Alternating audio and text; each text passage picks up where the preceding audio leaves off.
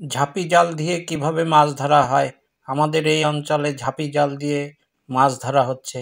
এখন চারিদিকে বিল খাল সব শুকিয়ে যাচ্ছে, পানি কমে গেছে ইতিমধ্যেই অনেক। এই ঝাঁপি জাল দিয়ে মাছ ধরা হয় কিভাবে, তাই আপনাদের মাঝে আজ দেখাবো বলে চলে আসলাম। বিলের মাঝখান থেকে চলে গেছে পাকা রাস্তা।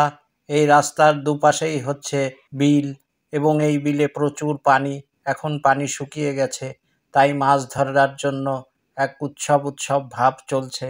এরই মাঝে রাস্তার পাশে দেখলাম ঝাঁপি জাল পাতানো রয়েছে। বেশ কিছুদিন ধরে এই ঝাঁপি জাল দিয়েই মাছ ধরছে।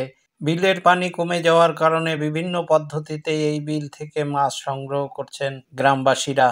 কেউ জাল পেতে রেখেছেন অনেকভাবেই, কেউ বা বড়শির আগায় টোপ বেঁধে কচুরিপানার সাথে বা বোতলের সাথে আটকিয়ে রেখেছে এবং রাতের অন্ধকারে যখন এই টোপগুলো মাছ খায় তখন বড়শির সাথে আটকে যায়।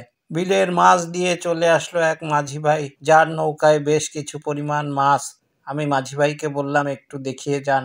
মাঝি ভাই আমাকে দেখানোর জন্য দাঁড়ালো এবং আমাকে হাঁড়ির মধ্যে বেশ কিছু দেশি মাছ, ছোট ছোট পুঁটি মাছ, ট্যাংরা মাছ, কই মাছ এবং শোল, টাকি এসব তো রয়েছেই। কিছু সময় পরে ঝাঁপি জলওয়ালা পুরা ঝাঁপির মাছ তুলে নিয়ে আসলো এবং এর আগের দিন যে মাছ ধরে রেখেছিল পানির মধ্যে জাল দিয়ে আটকিয়ে, সেগুলো তুলে নিয়ে আসলো। মাছের পরিমাণ দেখে আমি তো অবাক হয়ে গেলাম। বেশ কিছু পরিমাণ, মানে কয়েক কেজি পরিমাণ মাছ এতে রয়েছে এবং পুরোটাই দেশি মাছ।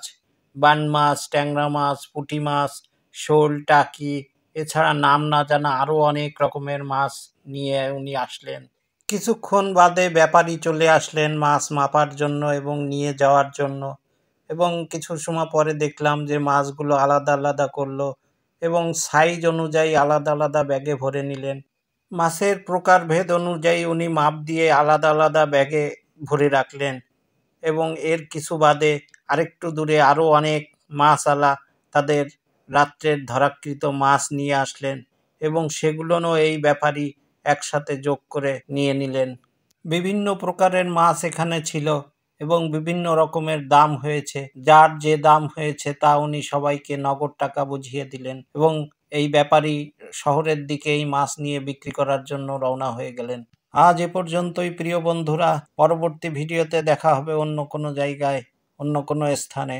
তার আগে চ্যানেলটি সাবস্ক্রাইব করে পাশে থাকুন এবং বেল আইকনটি বাজিয়ে রাখুন।